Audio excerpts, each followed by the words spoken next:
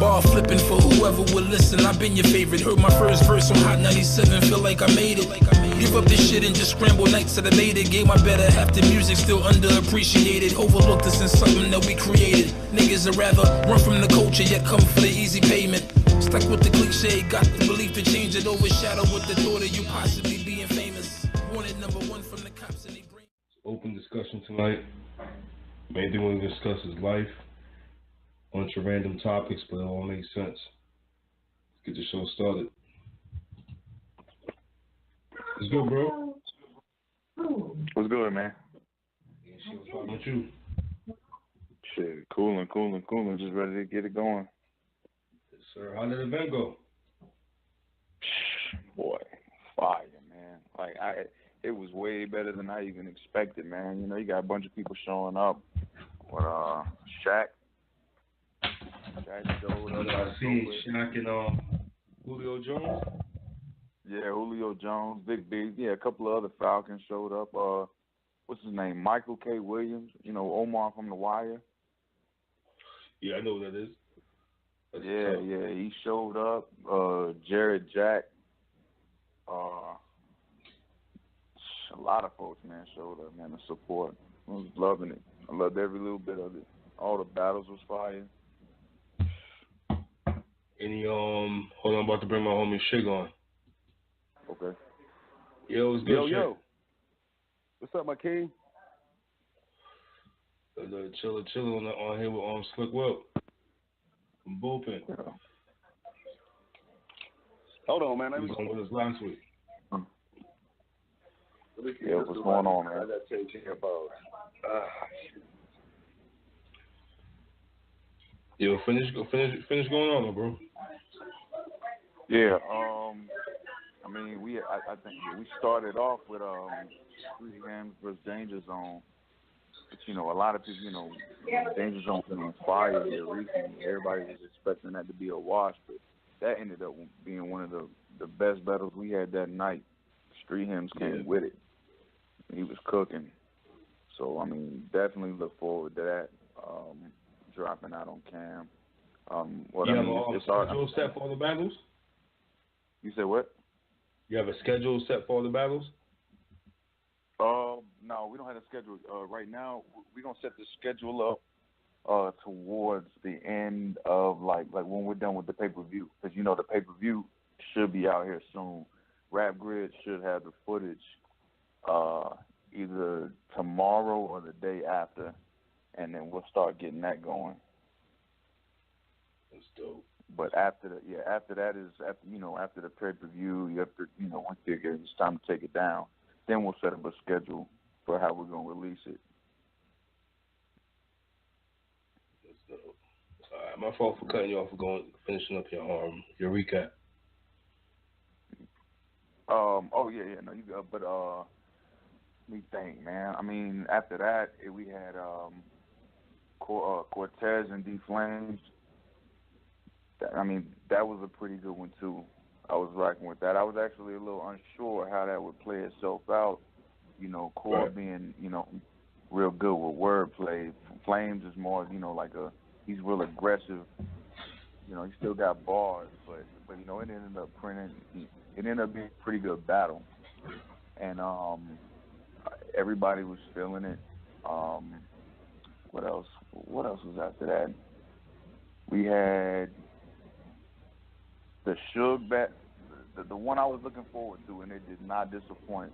Shotgun versus Bad News. I'm telling you, if you do not want to miss that battle. I would say one reason to buy the pay-per-view.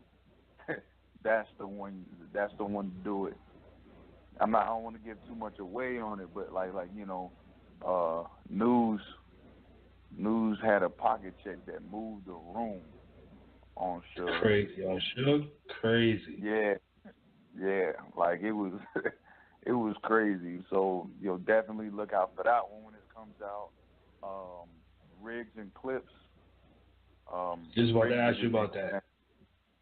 Yeah, Riggs did his damn thing. Riggs did the damn thing. I know it's gonna be hard. I mean, it's my recap I'm gonna be biased because he's the Bulls, man. Like I can't really. Right. It'd be hard for me to, but but Clips did his thing too, though. But one of the issues I think, and it's what makes bullpen special.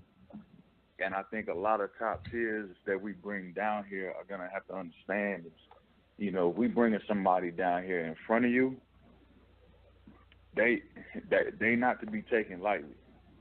Right. John is one of John put matches together. I mean, you'd be hard pressed since we started. It's been just over a year. You'd be hard pressed. There's no league who has, I think, as many classics as we do, as many, bad battles with replay value as we do. So, and that's all John. I got to give credit all to him for that one. Yo, one of my favorite battles that y'all put out was DNA versus Chef Trez. Oh, Chef Trez is a monster. Like, he's gonna be. Niggas is not gonna want to stand up for Chef Trez. He's a monster. Yeah, he got a battle tonight. I mean, he might be on stage right now as we speak. I don't know. But, yeah, he's back on the Smack stage.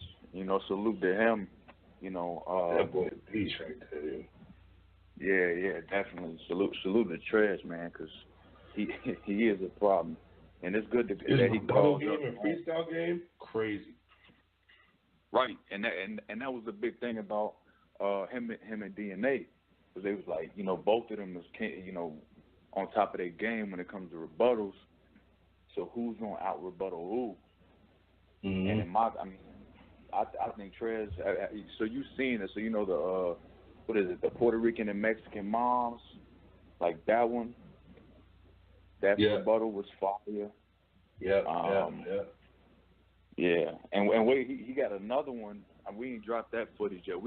Once we get all of this close range footage, we're gonna be dropping battles every week again, starting with Any Last Words, the event we did in September, and that was actually Trez and Bad News. The most debatable battle. Yeah, the most debatable battle I've seen so far. That's one that, like, I talked to Trez afterwards. I was like, I don't know. I can't give you 2-1 either way. I can't give you nothing, no info. I gotta watch that shit on cam. Let me ask you something real quick. What happened with the B Magic PC battle? Have you seen B Magic? I seen all the talk about it, but I was gonna wait till I talk to you today. Yeah, B Magic put the tweet out about it, and it said everything. B Magic came out and was like, "Yo, PC just kicked my ass on this stage." Like, ain't nobody had to say nothing. B Magic said it himself. Don't get me wrong, B Magic was cooking, but he kind of stumbled a little bit, and he went first because it was only a one-rounder. And so, but he stumbled just a little bit, but he was still cooking. He still got. I mean, he's B Magic, man. B Magic ain't never gonna, not have bars or not have something that people gonna be able to fuck with. But PC had like room rocker he had haymaker after haymaker. It was just non-stop punching. That's all it was. Like, that was the one that as soon as it was like as soon as PC was done, everybody was like, "Yo, we need 2 more rounds, man." Like, we gonna need 2 more rounds. I hate one-rounders. Yeah, one-rounders is tough.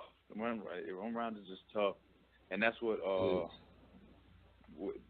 wanted. I wanted the same thing out of both of them because after Riggs was done with Clips, and when, it was just like, man, I wish we could have seen more.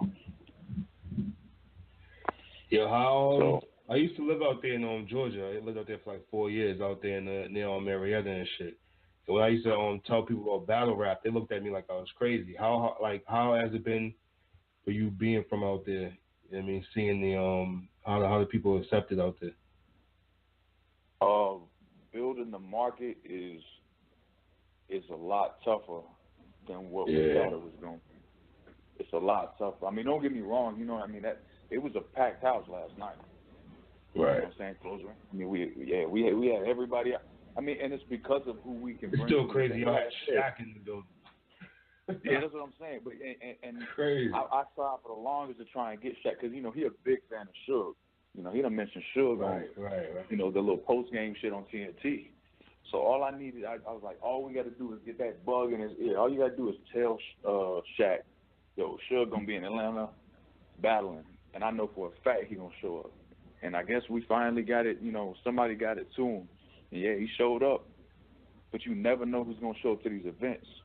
And I think that's what it started bringing more attention to the bullpen. Like, it could be the Julio Jones, it could be Jermaine Dupri, it could be Shaq, it could be Waka Flocka, it could be K Camp. It's so many people that I'll be sitting on stage and I'll look out in the crowd and I'll be like, oh wait a minute, like who the hell who came up? Yeah, like when Michael K. Williams came in. Yeah. I'm like, how did he even know? Yeah, do like a double take. Know about this? Hold up. Yeah, exactly. We had somebody who literally came up to me and was like, "Yo, I don't even know about what's going on in here, but I paid the $60 to get in just because I seen that was Omar from The Wire.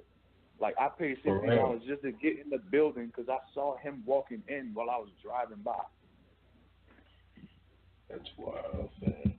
Yeah, but yeah, I mean, the market is, you got to think about it. Like, if we had the support that a New York crowd had, but, like, New York, they going to support, no matter what. That's unconditional love. Y'all had, but what y'all had was, y'all think y'all had as many, like, celebs show up to y'all event in one event than you all ever had, though? In one event? They usually only have like a couple. Like Summer Madness Tour, I think was the one they had the most, and I think it was probably like 6 or 7. You know what I mean? Yeah, Summer Madness 2, you had like Diddy, Q-Tip, Buster, whoever was up in the balcony. We all remember that balcony. Yeah. Yeah, you might be right, man. Because it's random. We don't really even have to call on people. It's just random. Did they stick around after the event? A couple of them did.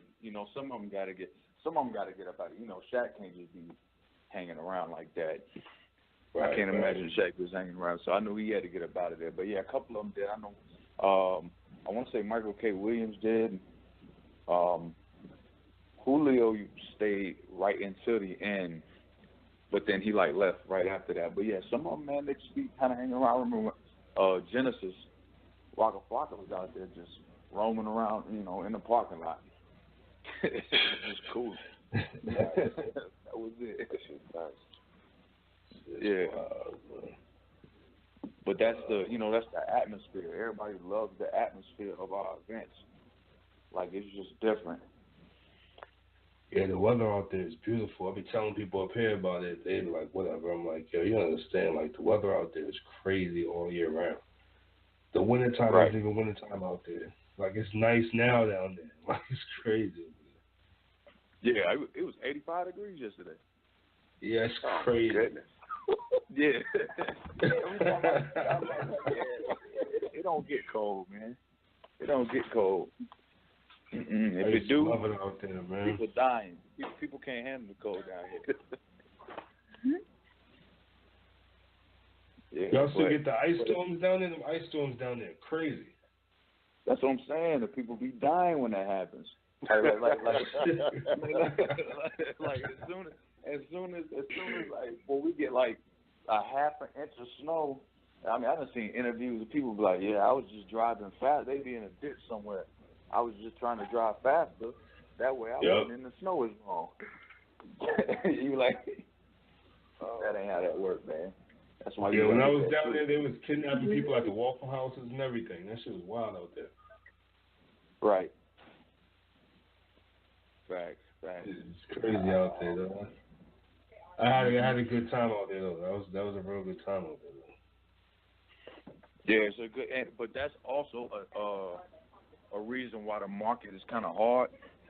Because I've only been up to like New York, maybe like a handful of times. And I think the biggest issue that I've seen is there's too much to do down here. Right. Like, people might be interested in battle rap, but then they'll be like, all right, man, we could go do that. Or we could go hit up, Excess. We can go hit up Magic City. We can go hit up, Honest. It's too much shit to do, man. Popping. Yeah. Or there'll be something at Bicentennial, or there'll be somewhere something else. Like, it's crazy. Like, there's something popping every weekend down there. It's so wild out there. Right. And we're not the only ones who hurt from it. The sports teams hurt from it. It's just Atlanta's just one of those towns. And it's funny because you would think like New York, y'all get the rep for the city that never sleeps. But man, Atlanta don't sleep. It don't. Nobody say. It's always different.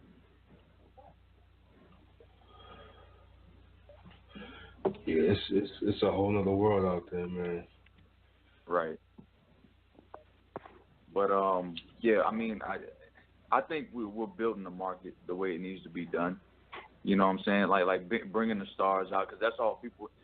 That's what attracts everybody else. You know what I'm saying? Like, and then if you can bring them there because of these people that they know, in the process, you might actually turn some of them into actual battle rap fans. Right. Well, find out they've been fans this whole time. You know what I mean? Yeah, exactly. And a lot of people, man, battle rap has changed from whatever they thought it used to be. Like, right. It's way different. Anytime I wanted to like turn somebody on the battle rap, I used to go to I used to always take it to Ars. Arsenal was my goal. I was like, y'all think battle rap is just, folks on the corner. Like, listen to this, man. This is some disrespectful shit right here. and they used to fall in love with it. I done made so many people battle rap fans just because of Arsenal. Just because I'll be like, bro, like, how they ain't hitting that man in the face? Like, how does he even stand 2 feet away from this man after what he's saying? And they became fans after that. So, it's just about getting people to understand. If you've never really followed battle rap like that it's different. It's not what it used to be, or it's not like what, when people thought they knew what it was. It's way different from what it is back then. Right. Mm-hmm. Yeah, it's just having conversations with people, and I'll ask people like, yo, you know who Low Deluxe is? And they're like, who? I'm like, oh, man. It's like, it's crazy, but. Yeah. I don't know. Lux was the go-to battle, too. Lux was absolutely a go-to. Him and Cal. Oh, yeah. Yeah. Yeah, buddy. That's definitely one. Mm-hmm. What's the, let's switch subjects real quick. What's the, police acting like down there? The police? Yeah, the GBI still be going crazy? Nah. No. Not like what it. No, not at all. Mm-mm. It's not. When I was down there, there was I don't know if you probably remember. They raided some dude's crib, and they had like some big tank looking shit in the street. It was like weird, son. Oh yeah, they'll do that. I just know they got somebody. That's coming. Yeah, like it was crazy. Yeah. I've never seen no shit like that. It really depends on what you're doing. Like they got. Oh, don't get me wrong. They got resources. But you really got to be on a whole nother level for them to even think that they can come at you like that. But for the most part, I can tell you right now, what they did was, all the project buildings in Atlanta, they tore them down. Yeah.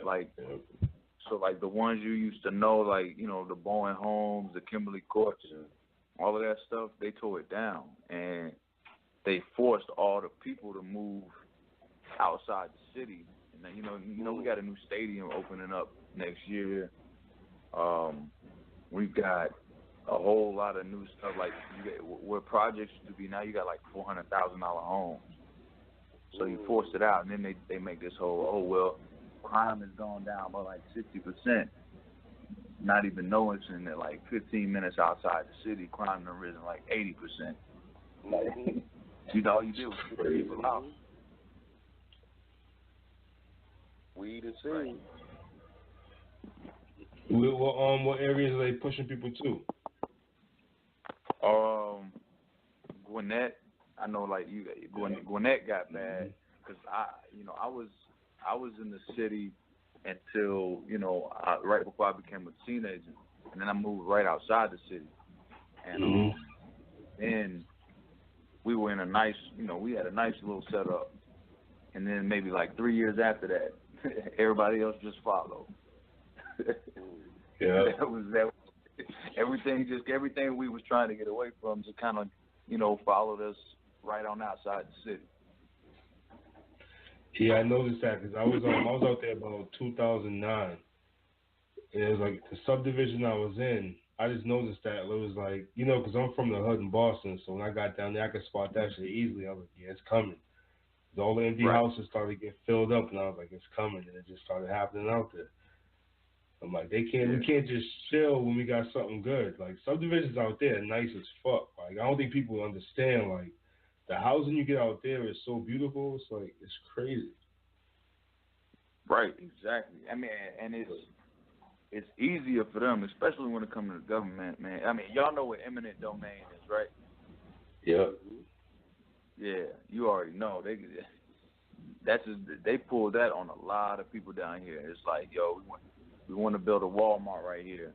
They were just giving everybody, like, some people would sell it, some people wasn't. They'd be like, oh, well, since you ain't going to sell, the Walmart is better than your crib sitting right here. So we're just going to give you whatever we feel like for it. Mm-hmm. And then keep it moving. So, we fighting a lot of stuff right now, man. A lot of stuff.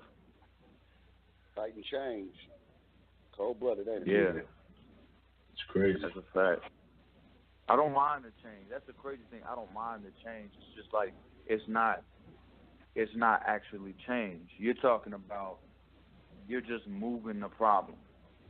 You just don't want to take care of the problem. That's all it is. It's not really even changing it. You just moving the problem. So, I mean, eventually it's got to get solved. I mean, look at Chicago, man.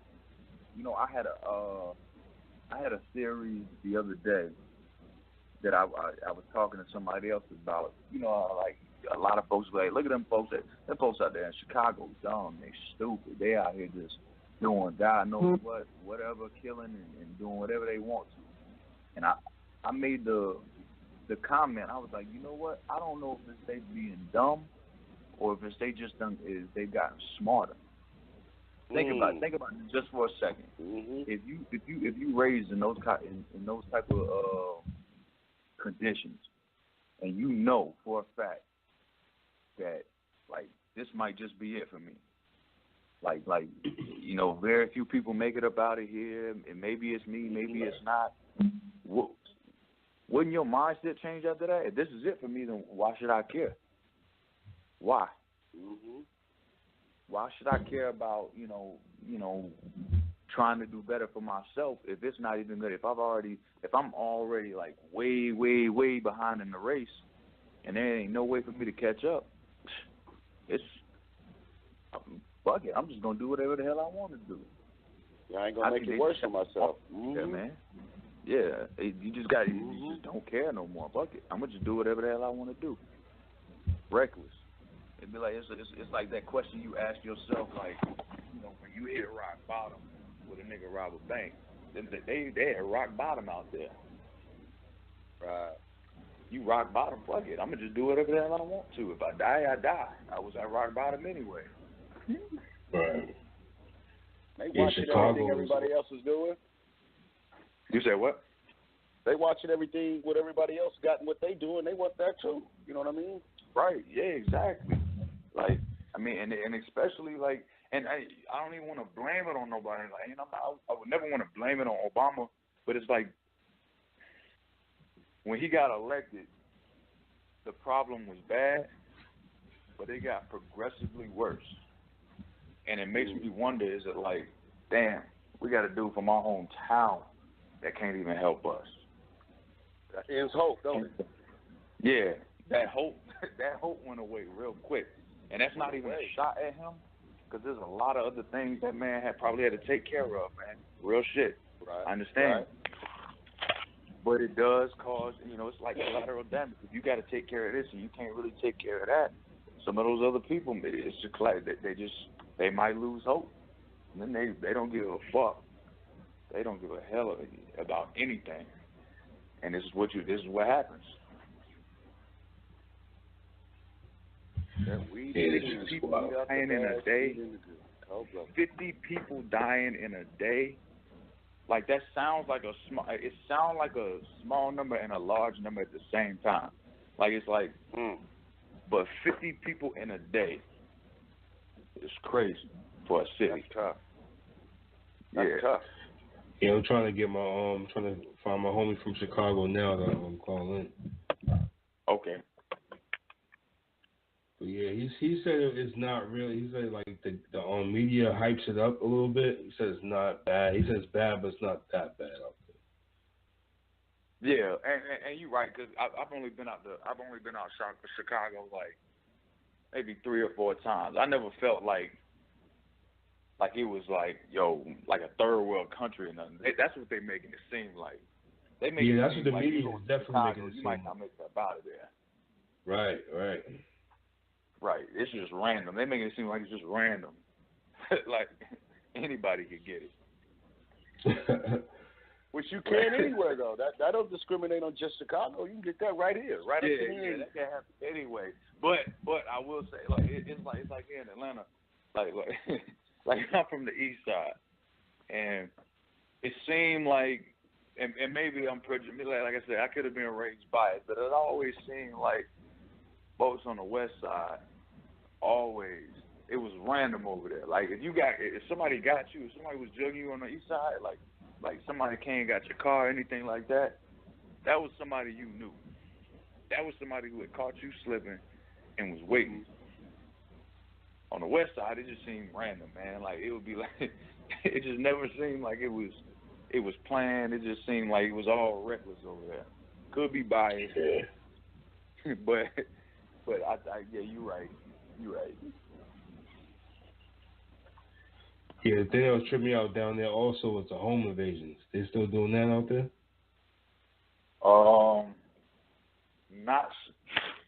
Not so much that I've heard anymore. I think now you got a lot of people, man, who it's stories. It'll be stories that start circulating around that'll make people think twice.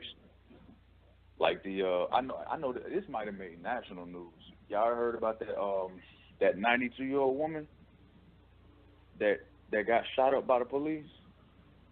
They went in the wrong house, right? Yeah, they went in the wrong house. Or it was the right house that they was looking for, but it was what they was looking for they didn't find. It was her grandson that had like I guess he was trapping out of one of the houses, whatever house he was in. They was following him. They thought it was that house, but it was grandmother's house. They run up in there. Grandma done grabbed the pistol, popped 2 of the cops. 2 of them gone. The first 2 that came in the crib, they was gone. And they lit that woman up. Man, they lit her crazy. Yeah. Defending her house. That's fucked up. Because think about it, you old, you live in the hood. Like if you live in it, come on, man, you live in the city. And all of a sudden you just hear bang at the door, somebody come running in there, and she got 2 of them. Shit, man, you right on with that. Care who it was. Don't come up in here. Oh, that's fucked up. It's crazy. I would love to see that article. I would love to see that. That's something that needs to be put national. That is crazy. Yeah, man. But that's the kind of stuff when you hear about it, you like, you know what? If you got 92-year-old grandmas strapped up, we might need to We might need to rethink that plan. Ain't nothing wrong with grandma being prepared. I mean, that's all right. She could be stressed up and never use it. But exactly. The It fact ain't that she no had wrong to with use it. And it. people was pissed off. People was pissed off at the police, but at the end of the day, and the real messed up part about it is, as much as the tension between black folks and cops is right now, you really have to see it both ways. Because they thought one thing, because Buddy up, he might be trapping out of anything, but at the same time, she knocked two of them boys off. So it was kind of like two. Yeah, she knocked the first two out. Coming into my shit. Wouldn't you? It was man. If I'm that third, if I'm number three, she got to go. I'm sorry, I'm just being real. Yeah. But at the same time, the whole situation was messed up. Damn. Yeah. That's wild. Yeah, you're right. The whole mind frame of having to protect yourself in that situation, that's what's the most fucked up thing about it. She should be living in peace and in harmony. Facts. She paid her dues. And that's what hurts the heart. I'm kind of glad that she was prepared. Yeah. It's just, kick up my door. The first two getting shot by me, too. I'm telling you that right now. Oh, yeah. Police or not. You can't just kick in my door and just don't think that something's going to come at you. That's fucked up. I can tell you more than two going down with me. I'm putting myself in a corner. I'm getting myself in a corner, and I'm anything that moves. We go catch one, huh? Yeah. Man. Ooh. That's a tough one. That's tough. How they acting out there? Where I'm at. Yeah, I was about to ask you, how they acting out there? Oh, there's that home invasion shit's getting big because these motherfuckers out here is on that meth and shit. So they'll come in your house in a heartbeat, follow you and all that shit. Yeah. Yo, explain to him. Remember you was telling me about the dudes out there, instead of like they were, because the way weed is out there, the way that they robbing them was different. It was set up different. How you was telling me? What's that? Remember you was telling me something like the dudes that was growing the weed for the shops or something. They was getting robbed, but the way they was doing it was so they couldn't charge them for something. Yeah, like explain that shit real quick. With the money, because one thing, you can't put the money in the bank. The bank will take the money. You can't put your weed, like all these recreational shops we got out here. You can go anywhere down the street and find a weed shop. But the bank, because it's federal, will take the money. So motherfuckers will just wait for them motherfuckers and rob them. Pop, pop. Take all their weed, all their money, all that shit. It's crazy. It's crazy. Oh yeah, that makes sense though. That do make sense. Them man, if you robbing one of them, man, you better have. They got jackets, hats, Teflon, and our shit go pop, pop. They shit go. I mean, they shooting back ready, man. It's like crazy. But it's so much money into that, and the banks won't take it. But they gotta they're going into they'll hide the money into their grandmama's house in the safe. They'll go find out where she is, rob her ass, all that, man. It's fucking crazy. But that ain't the biggest thing. These motherfuckers is on this mess, and these motherfuckers follow you home. Crazy. That shit is major. Tying up old folks. And think about it, I live in Seattle. There's white folks, niggas, Asians. They don't give a shit.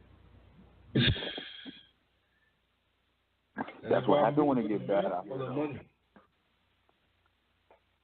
When it get bad out here, don't nobody care. Nobody. Anybody will turn to it. Yeah. Right.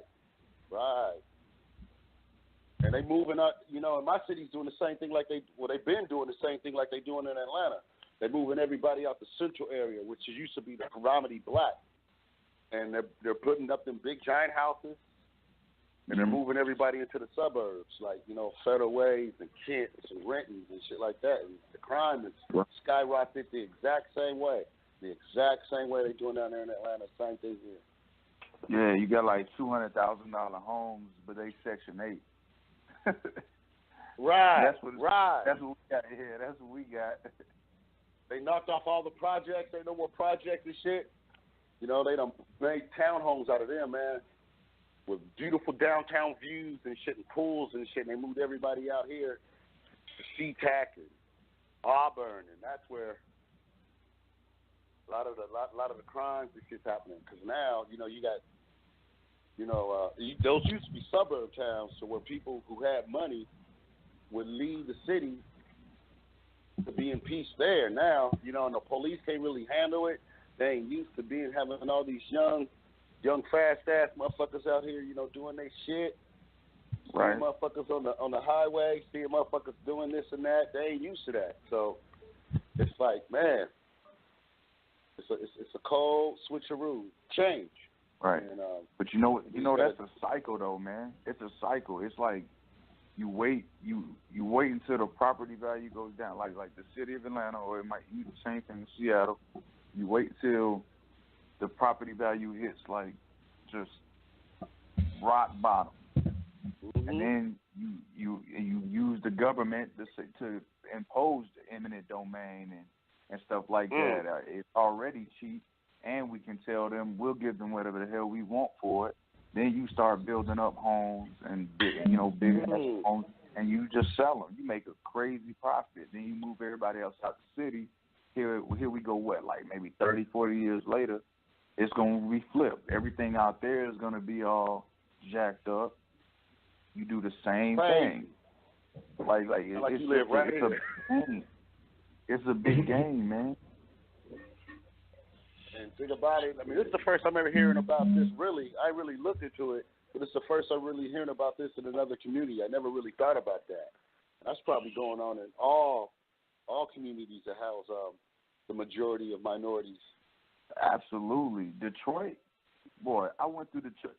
Let me tell you something. I don't know if anybody's been through Detroit recently. Detroit is a third world country right now. Like the stuff you see in movies with like the cars on fire when you driving down the street. That's crazy. It was real. That was real. I'm like that. I literally drove down. I forgot where I was, but I drove down. We were driving down the street, and it was a car on fire. And I'm like, oh wow, goodness. like they got it right. They wasn't even playing. Like and you got nice, but they do. Detroit, right outside of Detroit, it's actually some nice. It's a nice little setup. Like Detroit don't got neighbors. I heard they don't have people for blocks and shit. Look like New Orleans and shit. Yeah, everything's abandoned. Everything's abandoned. If you ever get a chance, like if you ever like are passing through, or if you get just pay attention. It really does look like a third world country. Like it's nobody for blocks. Nobody. I really was like, boy, for about a split second, you're gonna wonder if you are still in the U.S. Wow. Yeah, like for real. Then they gonna sell them real cheap. They gonna redo them. And here we go with the cycle. Cold blooded, man. Cold blooded. Man, that's something that's hard to swallow, man. Yeah, it is. It is. I mean, that's why ever since I remember, growing up on the East Side, man, you grew up with it. Especially if you're from the hood, you come up with this mindset of there's only two ways to go about it. You either an athlete or you trapping. And that's just, it's unfortunate. It's unfortunate that it has to be like that. But it wasn't until I got older where I'm like, there's other ways to go about it. But some people don't even make it that far to realize it. Like to realize there are other ways. Or you get to that point where you're so set in your ways you don't want to switch it up. Me, I'm telling you, I got stocks. I buy like gold and silver. I read up on all of this shit. I see how they make it. I see how some of these folks is making it happen. And as soon as you can like break out of that spell of that easy, quick money and learn to get yourself like some of that stuff, you know, that's got longevity. Oh yeah, it ain't never gonna change. I done tried. You know how many people I done tried to put up on game? I got a safe with like with gold and silver bars. It goes up every year just because of inflation. Like, and I know that if shit ever get bad, I could just sell all that off. But you tell that to other people, that shit don't sound good to nobody. I ain't gonna buy no. It don't sound good to them. They want to go out here and make that quick flip. That now money. Yeah, no one's thinking about the future. Yeah, nobody thinking about the future. Nobody. Everybody's on the lottery ticket. Everybody wants that lottery ticket. You know what I'm saying? Oh my God. Everybody want to win bingo. That's a fact. That's a fact. I ain't played the lottery. I played the lottery one time. I bought one scratch off for $1, won another $1, and I was like, oh, that's cool, and just kept it moving. I ain't played since. I don't like to see that dollar go up. Yeah, that was for cool. real. I got my dollar back. That was fun. That was fun. Yes, I can't do it, man. I can't do it. Once you get people, we was just talking about the some of our battles. You know, who was that was asking me about the battle? Which one? You said Chef and DNA was your favorite battle, right? That's one of my favorites from both ends. Yeah. Yeah. Mine is have you seen the Loso and DNA? Not Loso and DNA, the Loso and Excel. Only was able to watch like the first 2 rounds. I was trying to watch it before work. I didn't get to watch it. I'm gonna finish it. Boy, it gets to that one. Even Direct came out and was like, yo, that might have been battle of the year. That was crazy because it was just that whole. Yeah, the Christian perspective versus, you know, the 5%er perspective for 3 rounds. Oh my God! I gotta see that. Yeah, definitely go check that out. That was crazy because, I mean, even if you was one way, like let's say you was, you know, on Loso's side, you was a Christian, you believed everything Loso was talking about, the shit Excel was saying, boy, I guarantee it'll put some thoughts in your head, and vice versa. You might have been a 5%er, and Loso might have said some stuff, and it might have put some thoughts in your head. And knowledge, that's what I'm talking about. Yeah, definitely. But Loso made a point that they say that, you know, like 85% of the world is mentally blind, deaf, and dumb. They don't want to know no better. They just want to be told what to do, which is a fact. That goes back to the lottery ticket syndrome. When you got exactly. money, and that's what I was saying. Nobody can tell you what to do. Right? Yeah. You try to make the point of like if I sat up there and I told somebody, yo, like think about the logic on that. Like me, I think the only time I've ever been tempted is when I'm like when it got up to I think last year it almost got up to $1 billion. It almost got up to $1 billion, right? Yeah. It was like $1 billion something. Got then, right? And you're just like, man, I gotta at least drop like $1 on this, right? But I just, I was being lazy. I didn't want to do it. Rightfully so. And like, it's just a waste of time. People want the fast way. And that's how you know that people are stuck in that I want it now and I don't want to work for it and I just want things to happen to me. Because I done seen people blow. I think the most I've seen somebody blowing lottery tickets and was when it got up to like $400 or $500 mil, and somebody spent $300 in lottery tickets. Oh, I can't do that. I got kids. Yeah. And it's like I know somebody that spent some bread on that Powerball shit. Right, and it's like, man, do you understand? I'm gonna roll some dice for that money, man. I could not do that. Yeah, man, it's pointless. Woo. Man. Yeah, but that's an addiction in itself, though. You know what I'm saying? Making money and any ways of getting money becomes addictive. Yeah. Very true. I think those Powerball winners are planted some type of way, though. You said what? There's always some random ass spot. You never know anyone that wins the lottery like that. Like I think them niggas is planted somehow. Like to win the big joints, I think it's people that somehow got some insight on that shit. That shit's always out the blue somewhere. Of course, man. They gonna get that money to that one ticket. You know what I mean? Like, come on. As many people that play that shit, there should be like a whole bunch of winners on that one number. 150 winners, huh?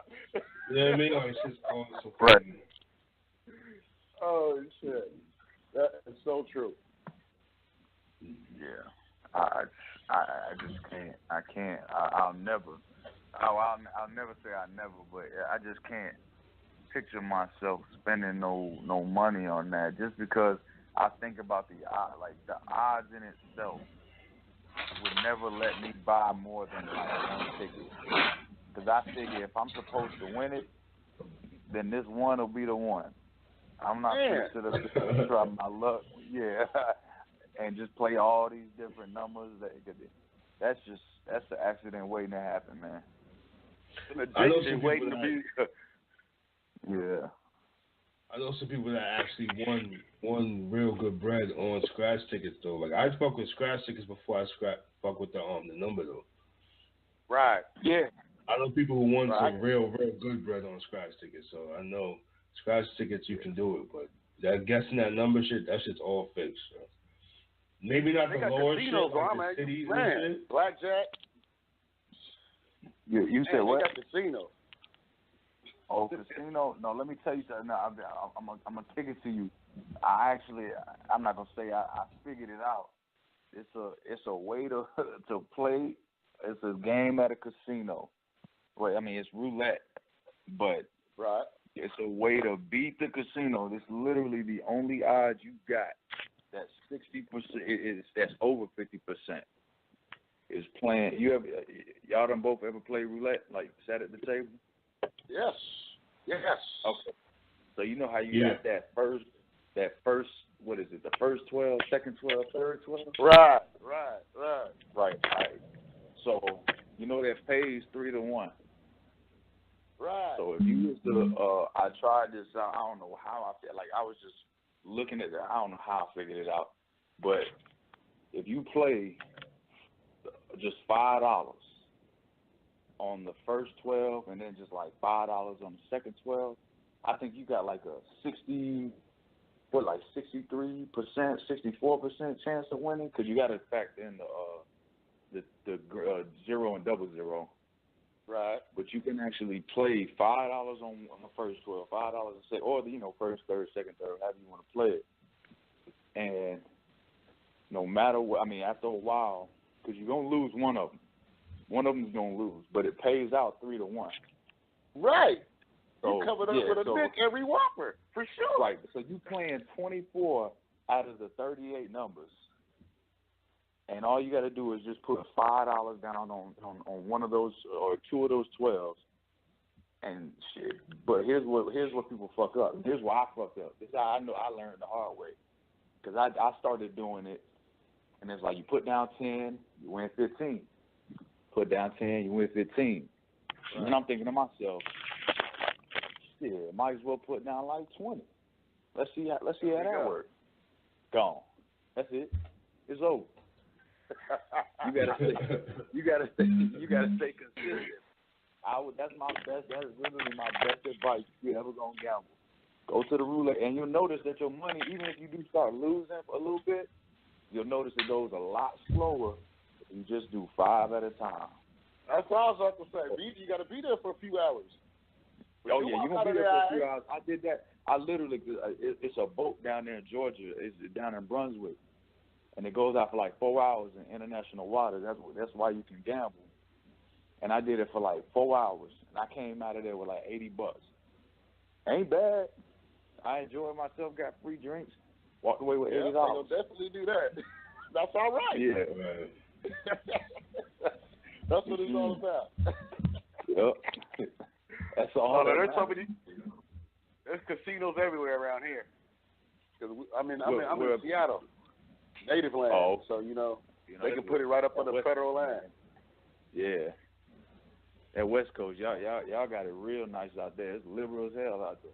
They'll let anything slide. Yeah. And I mean any day. Yeah.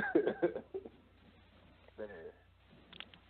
Fucking expensive, that's all. But yeah, man, hey man, I want to ask you guys a question real quick, man. Let's get back to battle rap real quick. Okay. In battle rap, do you believe there's a bar or a paragraph or a paraphrase a battle rapper can say that can just completely knock a motherfucker out instead of going 3 rounds? The distance, let me put that in quotations, the distance. Somebody say something in their first, second round that'll just knock out the opponent. What do you guys feel about that? I think it could, but I think that the person who, if you're crafting that, if you coming up with something that could knock somebody out, you will more than likely put it in that third. Right. So I get what you're saying. But think about all the bodies that you've ever seen in battle rap. For the most part, it's always that third round. Right. It's like it could have been like, okay, all right, he's beating them, and then in that third round, he just started hitting them with haymakers. Look, okay, that Lux. I'm gonna go back to the Lux Calico. Right. Ooh, man. Right. If you go back, like the first time I watched that, I'll never forget thinking to myself, yo, this is a fight. And it's crazy because Calico was actually saying some shit, even though people consider that one of the biggest bodies ever. But if you go back, Calico had some shit to say. It was just who Lux was, him coming back, it was a lot of stuff surrounding that whole battle. But then that third round, no. No. Yeah. Nobody had ever done anything like that. Nobody had ever taken, and he knew this is the round where I get him. I'm gonna talk to this young boy. I'm gonna show him what it is. But he say, "Watch me work." Yeah, watch me work. Yeah, I think that you're gonna use it. But I have seen some people say some stuff in those first and second rounds that will always stick with me. And I'm not trying to be biased. Yeah, I'm not trying to be. Every time I talk about battle rap with other people, I try not to be biased. But have y'all seen the John versus Wavy? No. Yep. Okay. I've seen it. John versus Wavy. John's first and second rounds, it was over. We didn't need to see no thirds. That was the first time I'd ever heard in a battle. That was the first time I had ever heard in a battle people saying, while John was spitting his third, leave him alone. They was chanting, leave him alone. 3-0, they were chanting all of that. Because John came out the gate swinging. He came out the gate. It was just bad to watch. It was over. Yeah, it was over. And Wavy, and that's another one though. When you go back and listen to what Wavy was saying, those 3 rounds that Wavy spit could have beat somebody. They could have beat somebody. Right. Somebody, not on that day though. Not on that day. See, that's the point I'm trying to make. By being battle rap fans, right? Why do by taking the third round as being a decisive round, of this is automatically going to be his best round, are we losing the essence of somebody getting knocked out in the first or the second round? Absolutely. Because we're anticipating the third round. Definitely, because I think a lot of battle rappers now are going into the creation of those battles, trying to save their best for the last. Mainly because you got to watch it. The fans.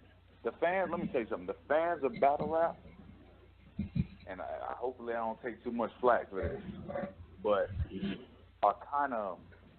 they're kind of moving battle rap in the direction it's going now. Yeah, the new ones. And I agree with that. It has a lot to do with, one, battle rappers being very accessible, like especially in social media and shit like that. If for somebody to sit up there and say, "Yo, you did this wrong. You ain't that. You ain't got the stage presence. You don't have. You got bars, but you really need to do this if you want to do better." Some battle rappers, man, they take that to heart, and they will literally go in and go right back to the drawing board, and it can mess them up. So, I mean, think about the days when social media wasn't. A lot of them don't believe in themselves either.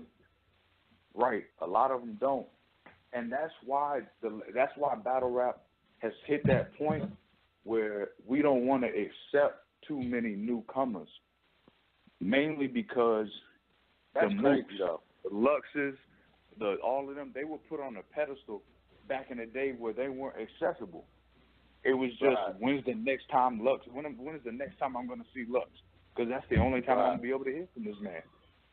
But now you got these guys who start arguing back with fans and stuff, and it's just like they're too accessible. They don't they don't allow the fans to put them on that pedestal. Battle rap went through the same change as hip hop did. Lux and Mook and them are like the Rockefeller, those movements back then. Like we could talk about it now, but the fans is like, we don't really care. We want to see what's popping right now with them.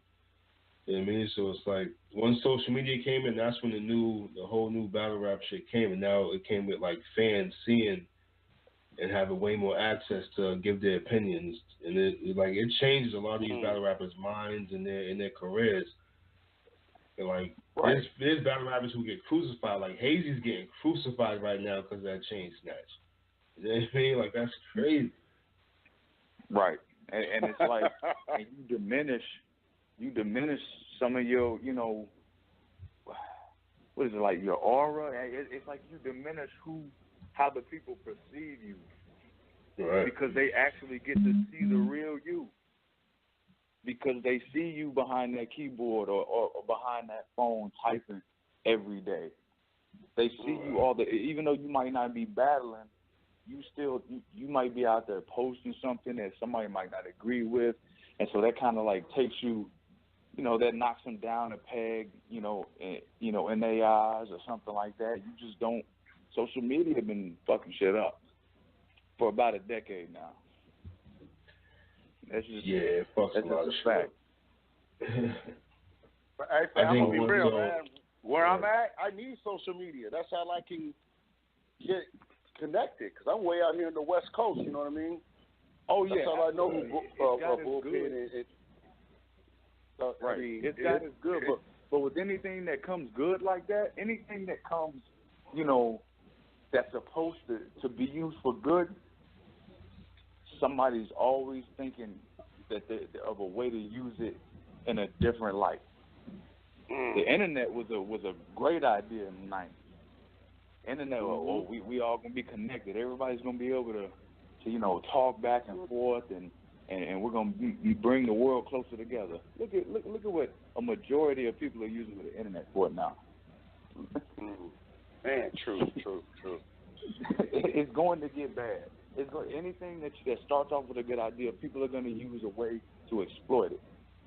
That's crazy, though. That's crazy. Yeah. Crazy. It's our nature. And it's all, and it's going to seem crazy to people like us because we can't fathom why somebody would want to take it there, or why somebody would want to. It's like chaos. But it's really a balance, man. Somebody creates something, and then there's somebody right behind them just to try and destroy it. It's just a balance. That's just the way this world goes. Yo, what do you think about people trying to say that y'all stole Spit That Heat's roster? Oh man, we didn't. So I'm lost on that one. I think I think. Hold up. Let me let Shake know. You know who spit that heat is, right, Shake? Yeah. Yes. All right. Basically, it was a big public issue with them. Yeah, I don't. Did some of their battle rappers leave, right? Yo. All right. Hello. Some of their battle rappers left, right? You said what now? Some of Spit That Heat's battle rappers left after they had the big public thing. Right. I mean, I like I said, it'd be hard for me to speak on Spit That, like what happened. I've heard some of the things of like what might have went down on why they left, but I think it was just because of a major part of it was the platform that we provided. I think that when people saw the plan, because when you look at it, we only had one artist. I think I'm trying to think from Genesis. I want to say from we had, well, technically one, because you had Fonzie, who had battled, I think, on Spit That Heat, but, you know, he's in BBBL. Definitely Riggs would Spit That Heat. But for the most part, I mean, that's pretty much it. Trez wasn't on our first card. It wasn't until people saw that we could bring down the Clipses and the DNAs all for one event. Right. You know what I'm saying? Like the fact that there was already a rift in whatever they had going on, and then, you know, us having the platform, because a lot of people did. A lot of people thought we were stealing the artists, but when you think about it, whatever they had going on was already going on. Like, me personally, before we started the bullpen, I mean, I've known John since I was in high school. So when he wanted to start a league, I was just like, yo, let's get it. And I didn't know that much about the actual business of battle rap or what was actually going on with anything else other than what he had going on. I was just, you know, I supported him. So when all of this came about and they were like, oh, you stealing artists, I just know in my head, I'm sitting there thinking to myself, you know, I'm having conversations with some of these, you know, these guys like the Riggs and stuff like that. And it never, Spit That Heat never came up. It was just, would you like to, you know, we got a battle. We got a battle we think you would be good for. And I just, you know, they were just fucking with us. That's really all that happened. And if you actually go back and look at the first video we ever dropped. The first video we ever dropped, in the intro, we shout Milltown Blow Out. Like, we shouted Blow Out. You know, it's like smack dab in the video. Milltown Blow in the building.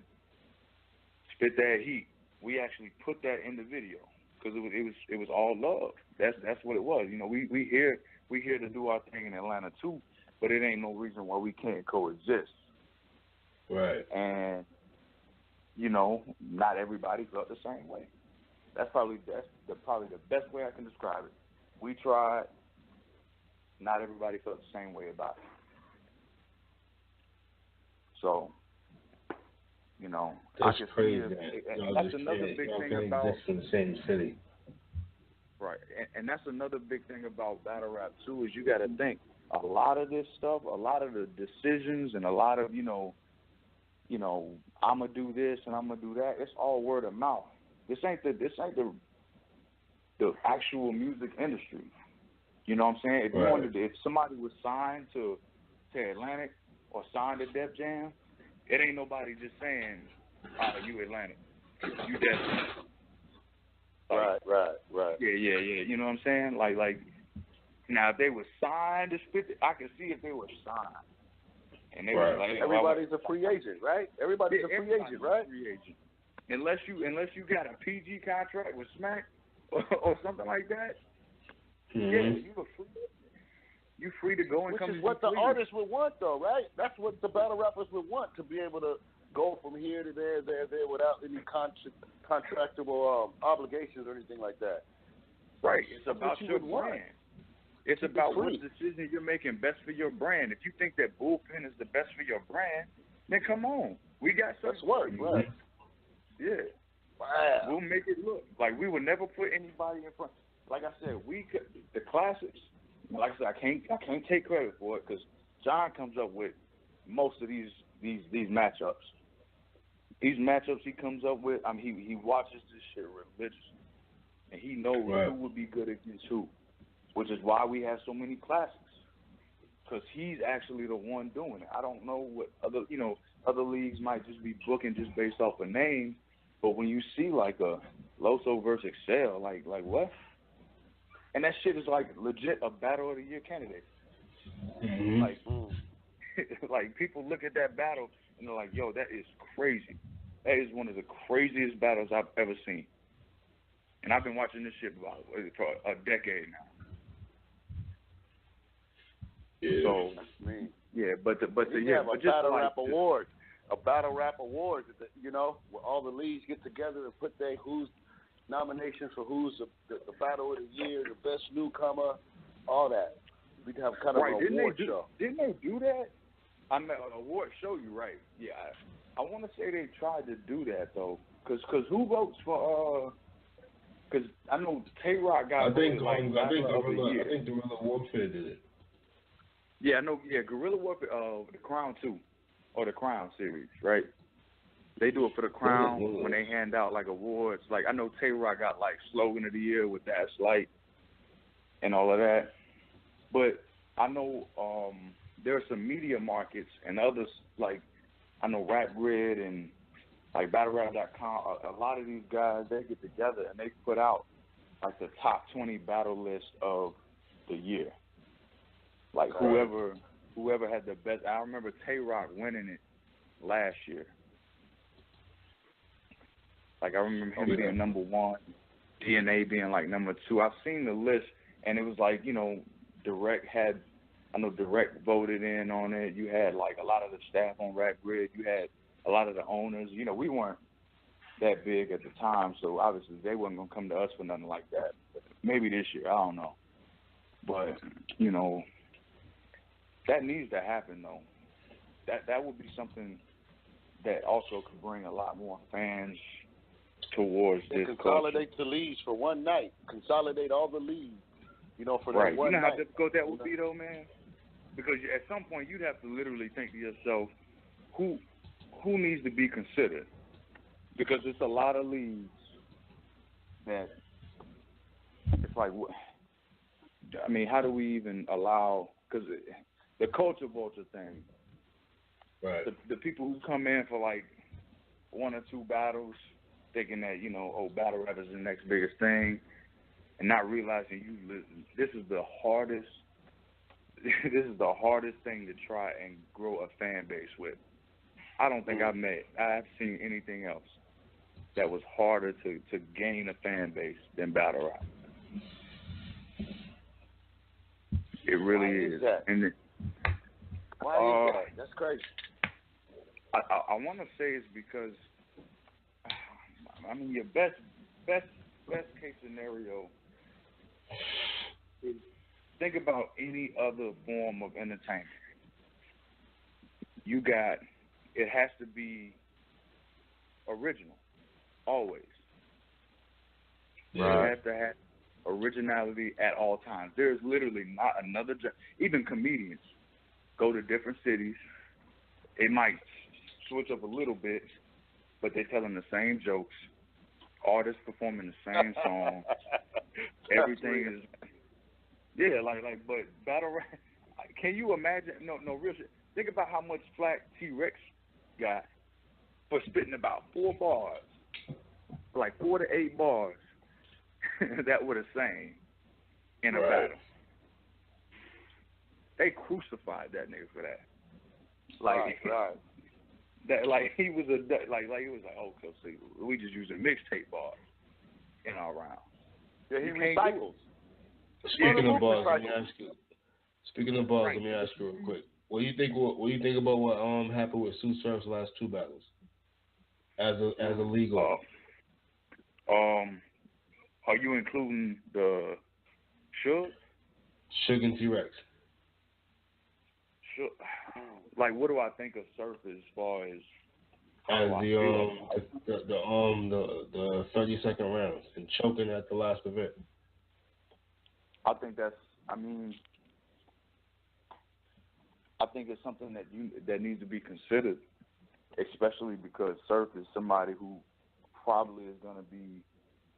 He ain't gonna be cheap. Right. He ain't gonna be cheap. So that's something that definitely you're gonna think about. And how do you choke in the one round? It's about an opponent. It's about an opponent because now Surf is on a level, man. Who, there's certain battles like you bring down in front of your talent, and it makes sense because you want to give them the opportunity. Surf's kind of past that level. It's like bringing Surf to battle anybody doesn't make sense. It doesn't make sense to me. Right. Bringing a bringing a Suge or bringing a Clips, even though like Clips is up there. Clips is obviously, should be considered no matter how anybody feels about him or whether he brings his rounds up, he's freestyling all the time. Clips is on that level, but it seems like Surf is one of those guys, man. You just can't. Why would I book him against anybody? Same thing with Hollow. Why would you book Hollow against anybody? That don't make sense. Right. Like who's like an up and comer or in some of these leagues, like just imagine if they were like, oh, we got like Show Off for RBE. Yeah. You know Show Off? Okay, yeah. So imagine if somebody was like, all right, we just booked it, Lux versus Show Off. How many people would shake their head? Like, how many people would wonder what the hell are they doing? Right, but But if you said like Clips versus Show Off, or if you said like, but if you said somebody along those lines, you would be like, okay, all right, I can see it. Surfer's on. I think Surfer's kind of gotten to that level where you like Surf and Show Off is like, maybe. I don't know why, but okay, I'm with it. Like I guess I'll watch it. So and if he's choking, nah, I can't. In a one-round battle, though, like how do you? I understand. Yeah, I mean, at some point, I talked to last year. We had somebody that choked. I don't want to put him out there like that, but we had a battler who choked, and on the way back, like we was all kicking it, and he was just like, I done lost my love for this shit. It's different. It's different. Like I go in and I prepare. I do all the shit that I'm supposed to do, but at the end of the day, it's about the money. Because he's lost the love. And you really can't, it's really hard to fault him for that, though, when you really think about it. Because if he can make a decent amount of money for 9 minutes, but he done lost the love for it, but he still got a family to feed, still got kids and shit like that, you can't fault him for taking the battle just because he ain't in love with it no more. So, I mean, that's something that got to be dealt with. But I heard like, don't smacking them. Like I heard URL has like a no choking clause or something like that.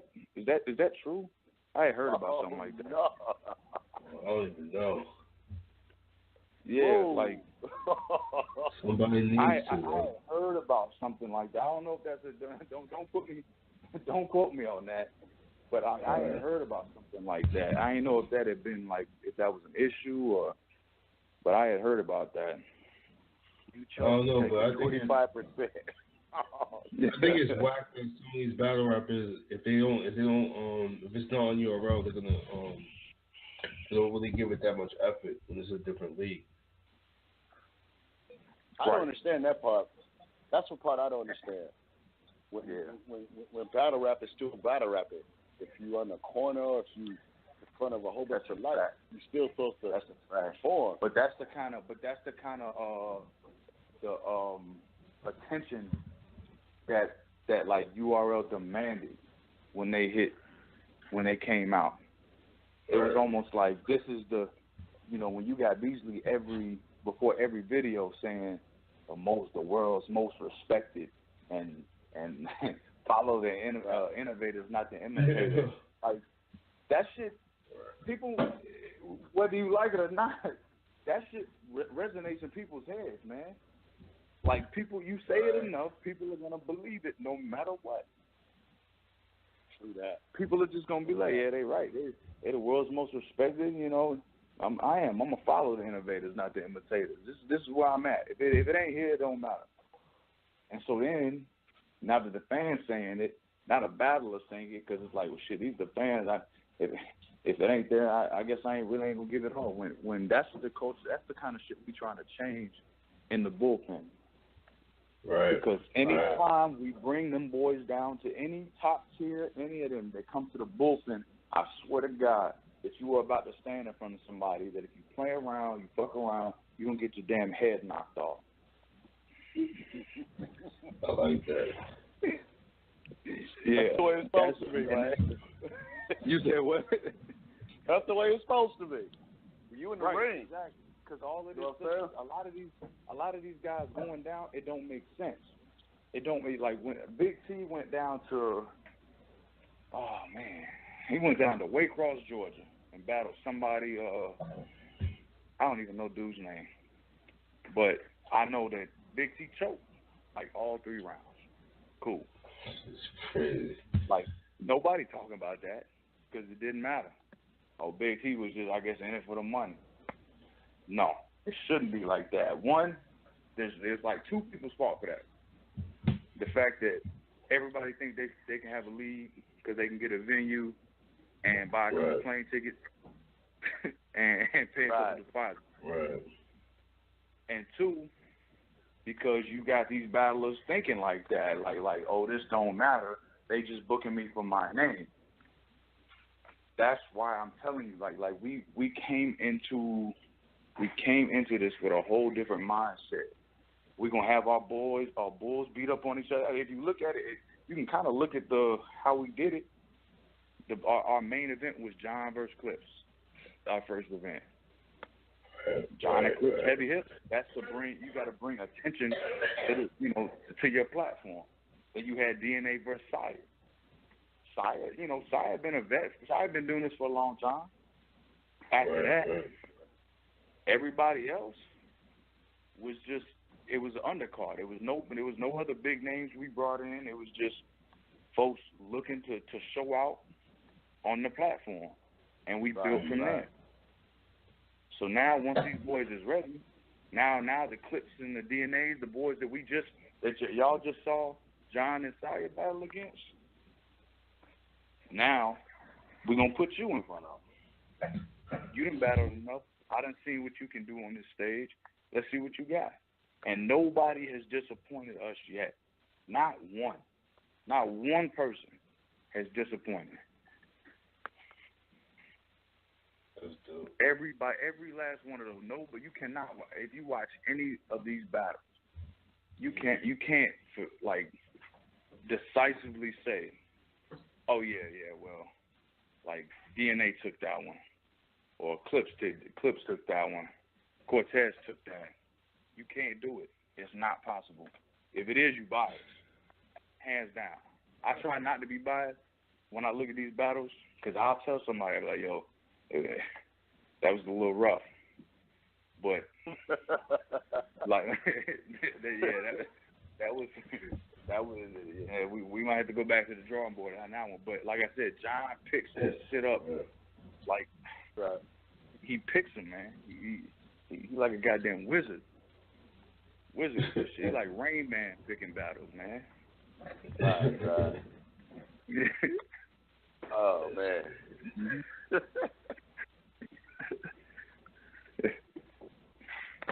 But as long as Go ahead. No, go ahead.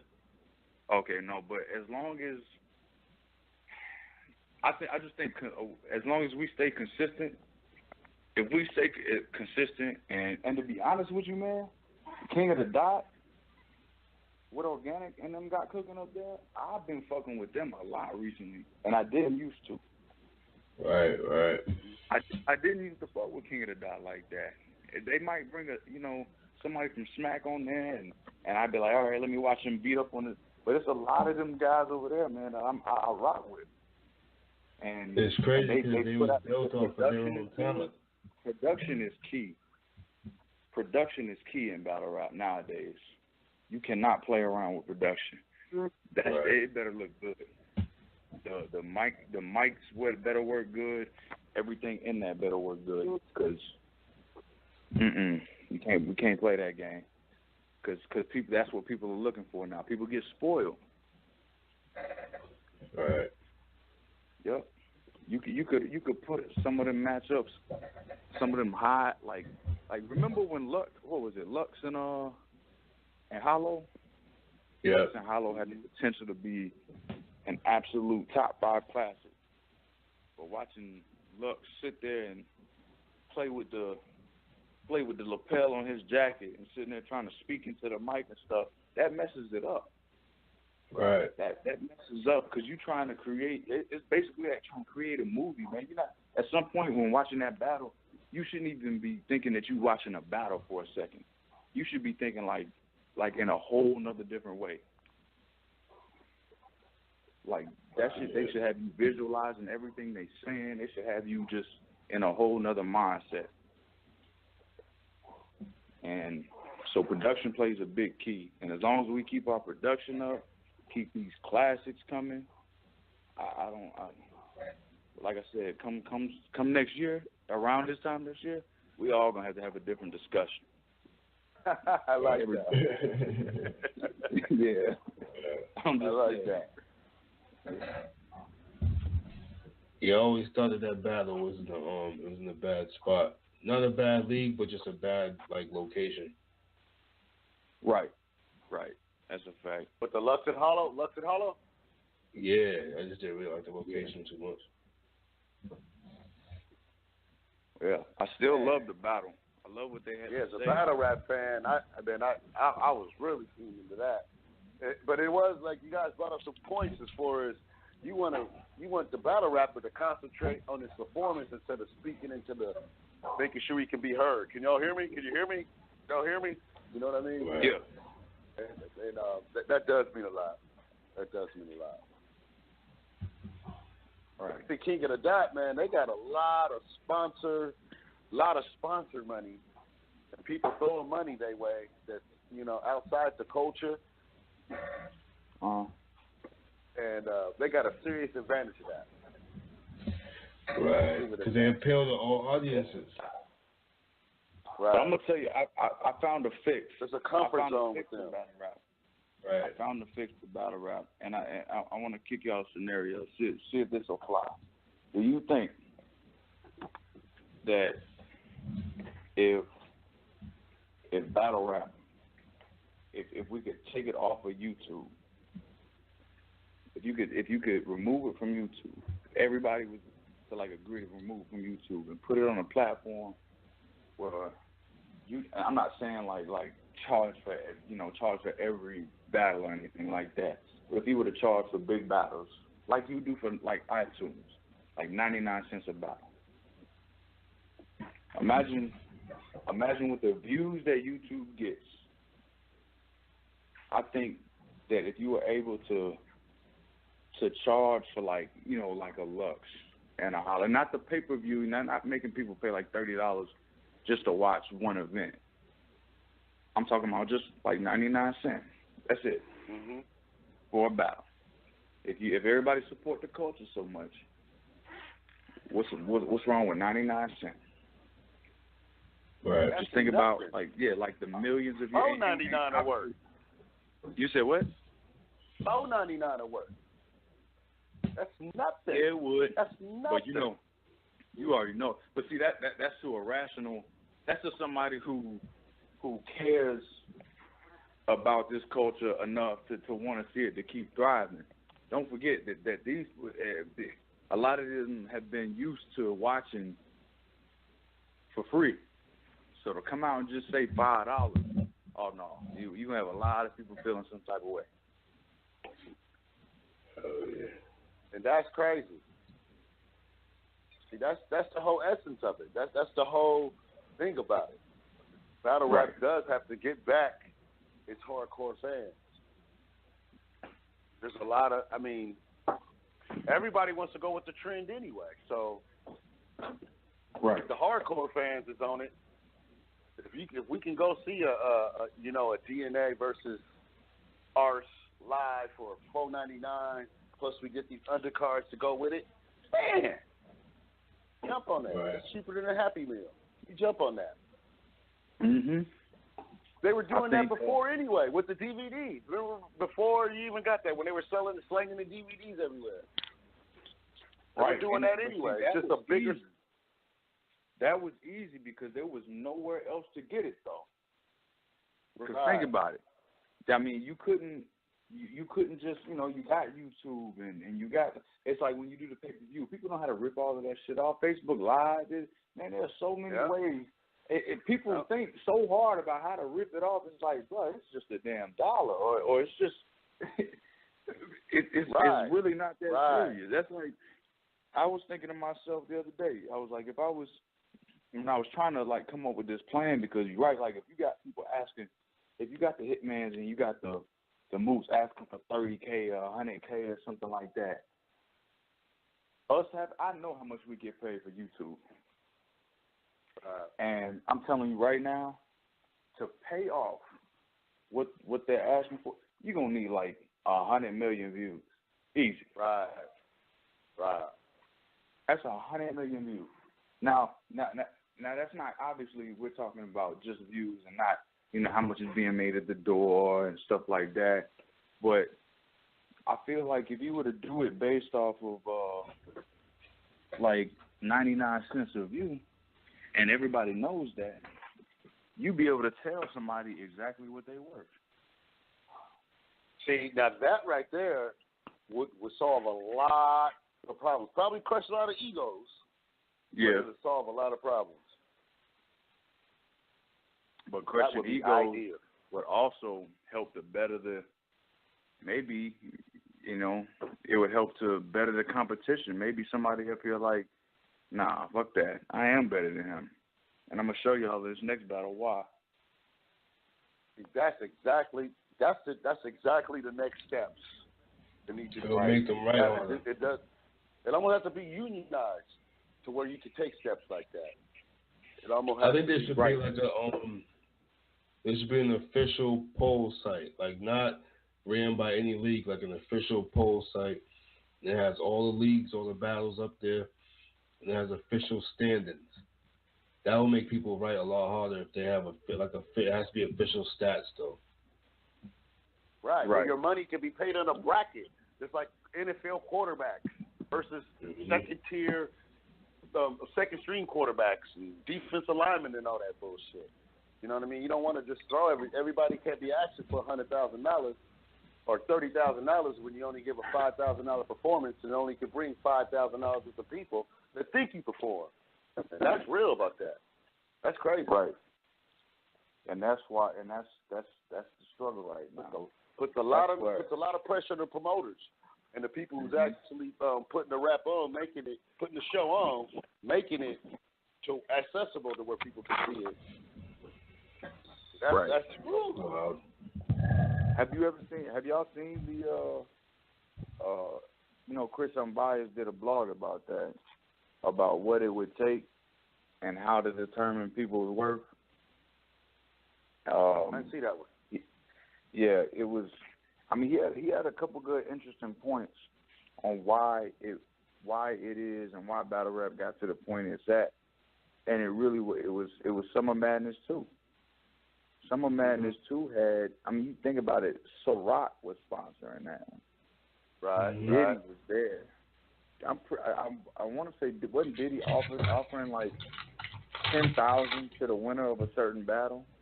Yeah, that was Burn versus Rex, right? Right. Yeah, and it was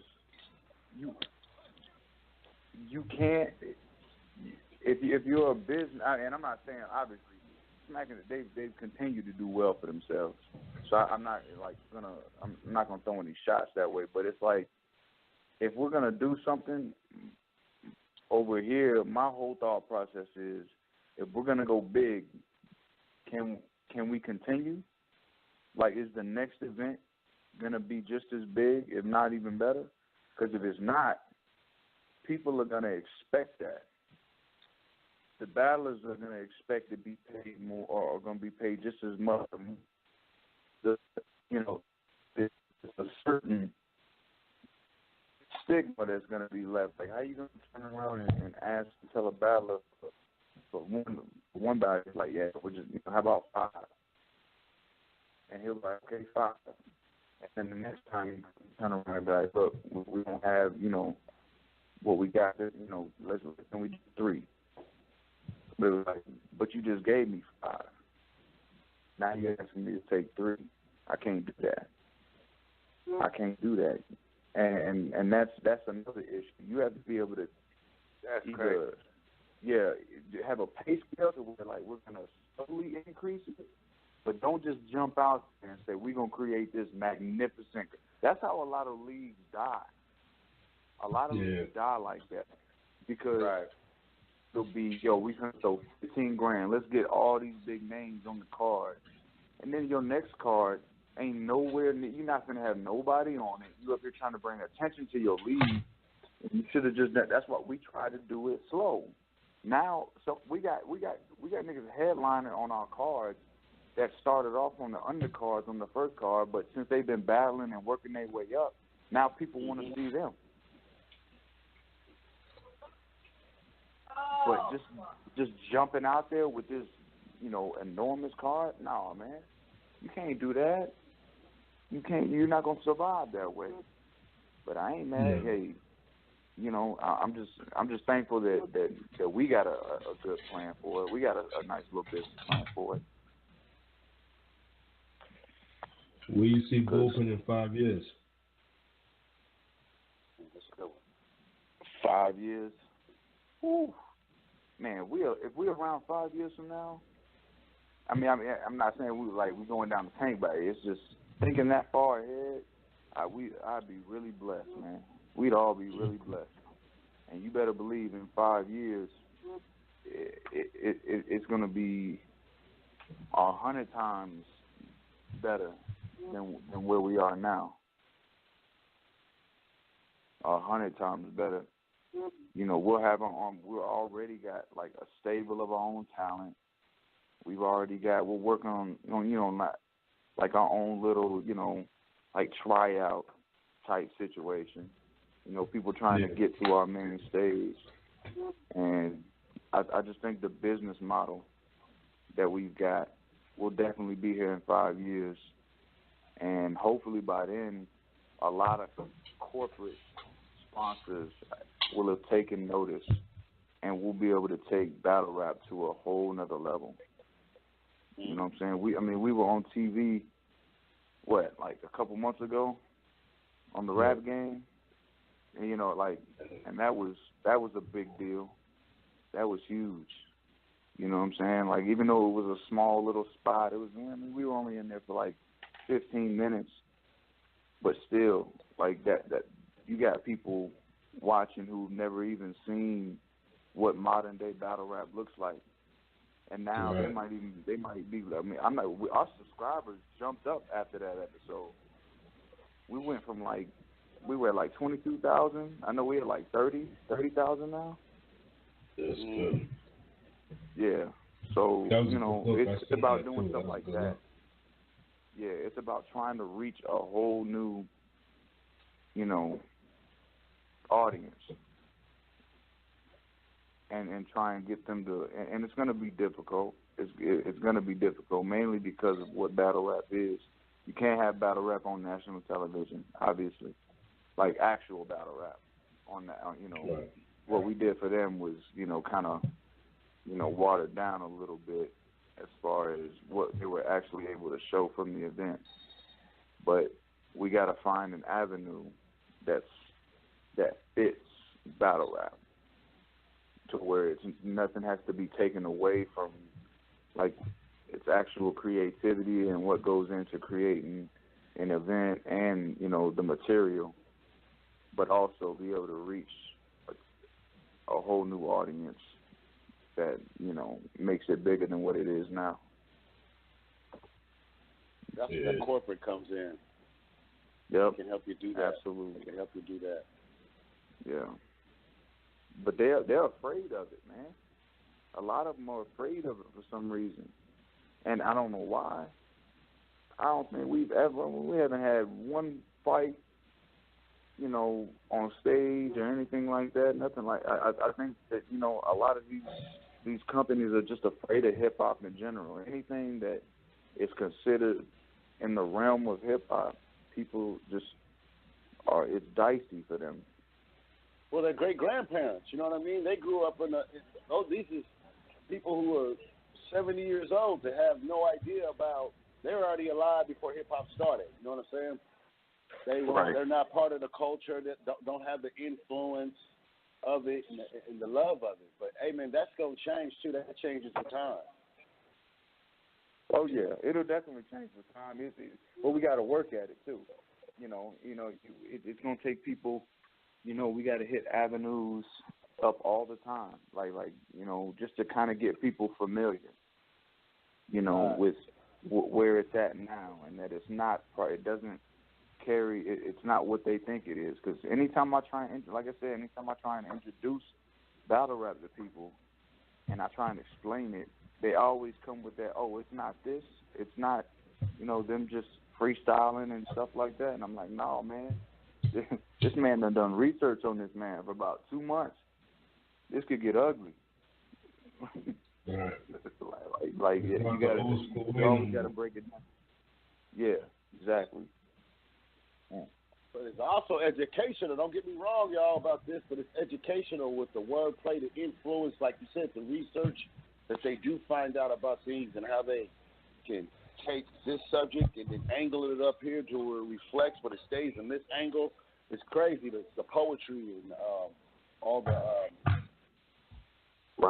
idiosyncrasies that people put into their craft, man. It's really it's the best music out there. Yeah, battle rap has to be the most creative outlet ever. Yes, ever. Like it. I think about when I'll be sitting there watching battles and people who don't really watch battles the way I do, and I'll be like giving that, you know, that shitty face, like, God damn. Yeah. And people are like, what? I don't get it. And I'm just like, man, how? How do you like, that's too bad for you, huh? Crazy, yeah. Like, and then you got to break it down. Like I said, go back and if anybody who hasn't seen that Loso XL, because Loso did he had a bar where he was talking to XL saying, you know, you know, every time you hop on the card, you basically volunteer for death. You so Pat Summit. Like, I was just like, oh my God. Yo. No, he didn't go there. Yeah, I was like, oh my God. Shit. Yeah. I love that shit. Yeah. Oh man. Go watch that. I'm telling you that, and that ain't even the best of it, man. That battle was, whew. But when he said that, I was just like, people like, man, what you, like, man, I don't even feel like breaking that down for you, man. Like, do you know who Pat Summit is? Do you know what she did? Do you know who she coached? Yes. Do you know how she died? Like, oh my God. Oh like, Lord.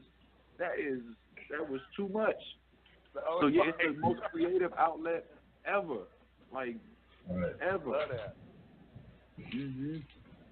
And that's one thing I like about battle rap too. If you come with something really watered down, they'll let you know that. They like Showtime at the Apollo crowds. Nuh-uh, we ain't feeling that. You know what I mean? Right. I see a lot of that in the leagues where I'm at. You know, there's a lot of leagues that, you know, that flash that corny shit. You know, to each his own, I guess. To each his own. But I do like them heavy bars like that. That's what I'm talking about. Yeah. Mhm.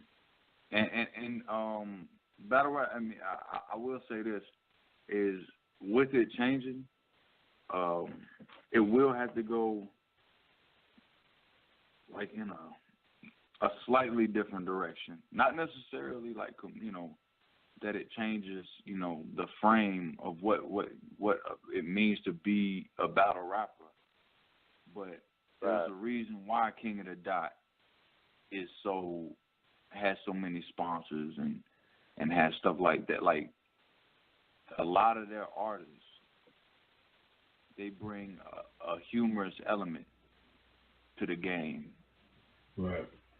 And people, you know, to be able to make somebody laugh while also making them like think like, damn, like that's like killing two birds with one stone, man. That's why I like Rome. Y'all, Rome. I don't know what it is about Rome, but Rome is hilarious to me. He's nice. And I actually rock with Rome from because, you know, he's the champion now. He's the King of the Dot champion, and I just like. It's funny anytime I listen, even though I know he do some crazy shit outside that off that stage. I done heard about some of the shit he done. I'm like, yo, you need to calm down a little bit. But okay. but you know, on stage, man, he's witty, he's funny, he's real creative with some of the stuff he says, and they love him for it. And that's something and he appeals to a younger audience as well. Mm-hmm. He appeals to a younger audience, and I think that's something that a lot of battle rappers might need to take into consideration if you want to keep the culture growing, because that's where it's at, man. We love to hold on. Remember, the last time we was chopping it up, man, we was talking about the new generation, unfortunately, has to be catered to in some way in order for battle rap to continue. No matter how crazy, like, you got to be able to reach out to them. Got to leave them something. Yeah, got to. to. Be willing to accept their movement in it and give them room to improve it and get better. Yeah. That's a fact. And we doing that. I mean, hip-hop is doing that. Hip-hop, battle rap has changed. Look how big it's got, man. In the lifetime, it's just gotten big and beautiful. There's all these different leagues that are doing things. Brothers coming up with ideas to make it grow and be better, man. And I'm very proud of it. I'm very proud of it. Oh, yeah, definitely. Like you know, it's absolutely it's definitely getting better. Because I'll be honest with you. I had to go back and do my research. So like I said, I didn't start watching battle rap until John started battle rapping. So I mean, and that was back in 2008, 2009. So that's about when, you know, things are starting. You know, it started getting big on YouTube. So I didn't have to go too far back, but I had to go back and watch, you know, old school Lux and old school Moot. And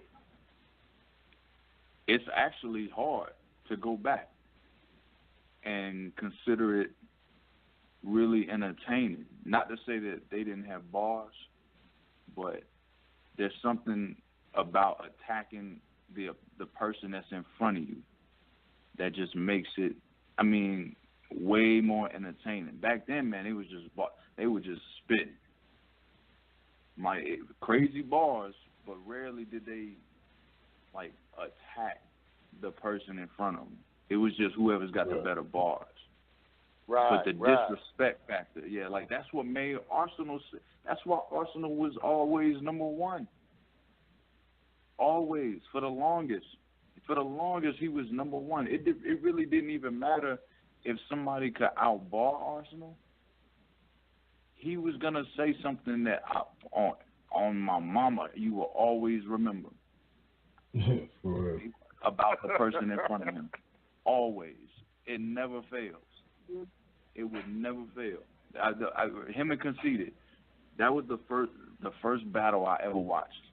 John, that was back before. It was like right when John was thinking about battling, and we were actually in Sia's crib watching Arsenal versus Conceited, and I remember one of the first things I remember from that was him saying, "Your breath smell like shit mixed with clam chowder," and I was just like I wasn't even looking at the screen. I turned around and I'm like, "Who the hell is that?" Like what?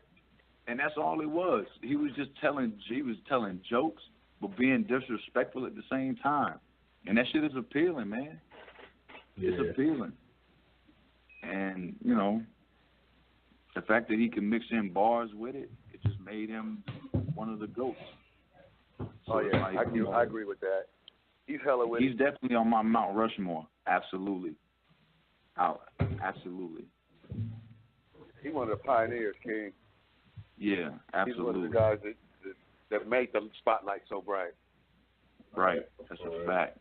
Mm-hmm. He made it possible for these niggas to battle everywhere. My Mount Rushmore is gonna be different because I got in a little bit later. Like, you know, luckily I had just, you know, got into battle rap when Lux had come back. Right. And so the first battle I ever saw from Lux was Cal. And I just remember being like, oh, Jesus. So this is, okay, so that makes sense. This is why everybody wanted him back. Right. I get it. Yeah, I get it. So he's definitely on there, too. Man. And Hollow. Can't forget my nigga Hollow now. Let me tell you, man. You know how there's certain people who get it don't matter what they do. You have that first impression. That first impression of somebody can really mess it up. Right. And the first battle I ever saw Hollow was versus Arsenal at the Fight Club. That was the first one I ever saw. So all I saw was Arsenal. I mean, that table couldn't have been any further away. Like it was clearly. I know the Like you got Dame Dash in the corner over there in the chair, like laughing his ass off every time with every bar, like coming out of Arsenal mouth. And Hollow. I'm not gonna say Hollow. Now, don't get me wrong. After that, like after watching, like I said, I loved watching Hollow battle after that because that was different. Like when I saw Hollow battle, well, who was it? Who was it? The next one I saw was it Sir? I want to say I saw him battle Sir, and I was like, man, that's not the same dude I saw. Yeah.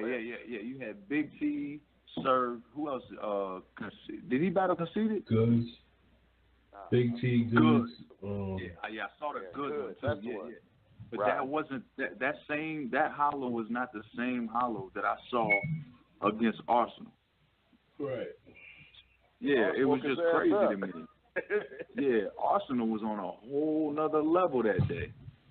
So it was, my view of Hollow was kind of skewed for a while. Like, you know, when you first hop into this, you bias.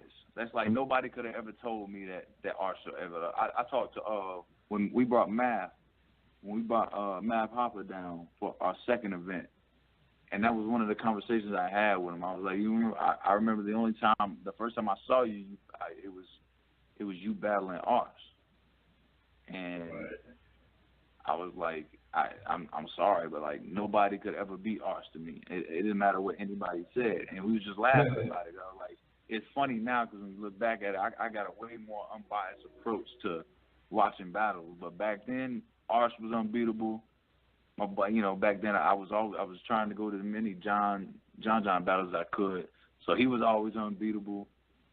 But that it'll skew your whole vision of people if their first impression is not, you know, as good. And unfortunately, the first time I saw Hollow was against Arsenal. Yeah. He put a bad taste in the mouth. But I will say Hollow deserves to be in that discussion. Hands down. He does deserve to be in that discussion. Yeah, definitely. Yeah. Because he's nasty, man. Matter of fact, he got barred a year from me from last year. He got bar of the year. The versus Clips. The setup punch. Oh yeah, setup punchline. That's how you spit that. You're just a candy rapper with 4 bars, and then the fact that he knew the fact that the whole crowd said it, and then he just looks at him and says, "See how easy it is to predict that." Like, that was bar of the year. Bar of the year. Oh my God. Oh man. Shit. That and the Guess What's Wrong Man shit was hilarious. Oh yeah. That was funny too. That was funny. He killed Clips. I don't know why people were saying Clips won. Yeah, he was not playing around that battle. I love battles we don't get battles like that no more, man. He probably thought Clips was going to play around either. You said what? He probably thought that Clips wasn't going to play around either. Right. And Clips, I don't know what happened with my man Clips. Clips, man. Clips is Clips is always going to be one of my favorites, and it's hard. It's the only reason it's difficult is because that whole you never know what Clips you're gonna get. Right. Clips is on his shit. If Clips is on his shit, man, that is he's unbeatable. Yes. But man, sometimes I don't know, man. Like, man, I'm a real big Clips fan, but sometimes they even just disappoint me. Like, man, you didn't prepare for this, bro? Yeah, homie's call drop. What's that? His call drop, son. Oh, it did? Yeah, I'm see if we call back. Oh, man. We're not live anymore. We're just on regular now. I don't know if we can call back, though. Okay. But, yeah, man, that is crazy. Charlie Clips. That's my nigga, though, man. But just like he said, you do not know what Clips you gonna get. Man. Never know. Nah. But I mean, he's still one of my favorite battlers, man. But I'm gonna go check out some of them battles he was talking about, man. I need to catch up on that. Yeah, definitely watch that Chef Trez and DNA, and watch that XL and Loso. And that's on the bullpen, right? Yeah, I'll send them to you as soon as I go to my phone and shit. Yeah, I need that. Yeah, he's knowledgeable, fam. He knows yeah, for sure. Shit. Yeah, he's gonna be on. He's gonna be back on tomorrow night. I'm gonna interview him as the co-owner of Bullpen. Tonight he just wanted to come on and talk and chill with us and shit. It's supposed to be more people, but I guess next time be more people. Streets had to do something. Av was on, but he didn't say nothing. And then I don't know what happened to Lundy and them. It is what it is. It is what it is. Radio. But man, this was a good one today, man. This was a real good one today. Man, y'all got me wanting to, start the leagues right out here. Bring some people out. Got me wanting to do something out here, man. Shit, that's a lot of work. To the right people, bro. Right. Man, that's just that's a trip. Right people. There's people that will set you up if you bout it. Yeah, I gotta really I'm going to really think about that. I would love to have it as the entertainers out here. Right. Think about it. We got the money. It's just that we just don't. I just got to get it out here. And I just got to invest that time. Right. Yeah, I definitely. I'm going to think about that, man. Maybe we can start something out here. Bring some of them bullpen niggas out here. Need to talk with somebody from a King of the Dot. I know they know about Seattle. They right next door to us.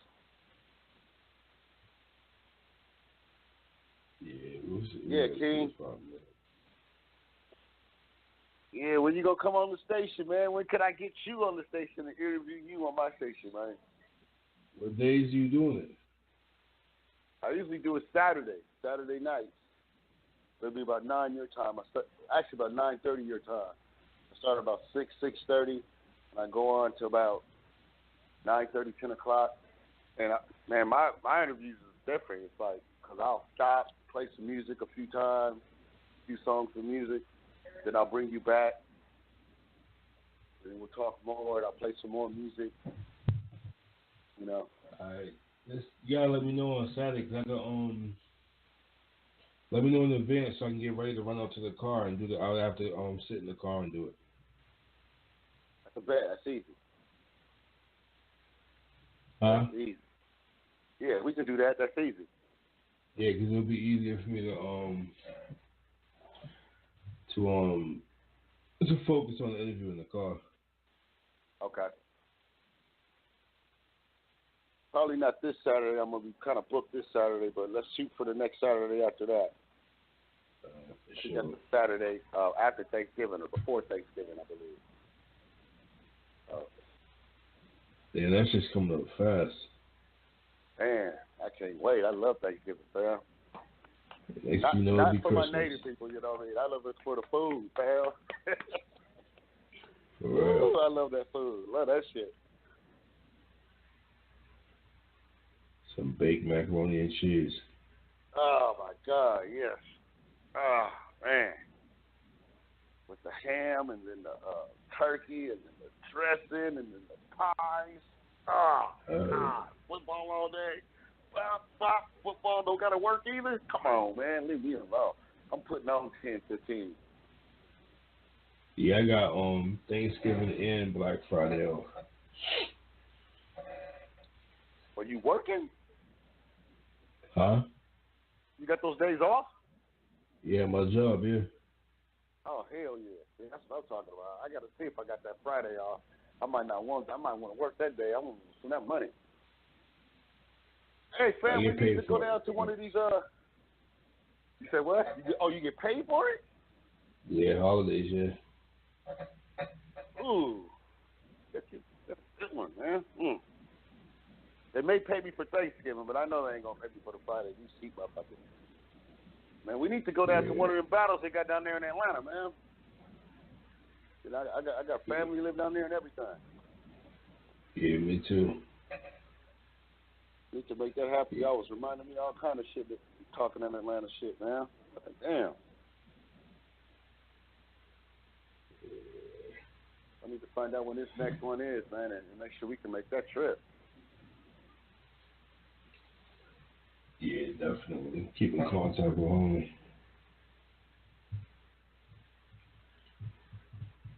When was his next event? Or he just have an event? They just have one Saturday. Damn. Like, I'm gonna catch the next till like January, February. Yeah, I'm gonna save up, start saving up for that. You know, I'm gonna catch the next one then, man. I'll be there. They had a whole bunch of people at this one. Yeah, Shaq came out to this joint. Shaquille O'Neal Shaq? Yeah. That's oh my goodness. Shaq, that's all right. Dude that played Omar on The Wire was there. A few people came out. Bunch of Falcons. Mike Williams? Yeah. Oh shit. That's what I'm talking about. I can't get that out here, man. I get Macklemore and shit to show up, but you know what I'm saying? That's a good look. Fuck it, that's a look. It's a big look. Mac is good. Mac can show up. Have him host some battles. If I can catch him for 5 minutes, yeah, I have to see if I can touch him. See if we can do something like that, man. For real. So, bro, I'm about to shut this down. I'll hit you up in a few minutes. Right on, King, man. Bless you, man. Thanks for the show, King. Bro. Appreciate you coming on here, brother.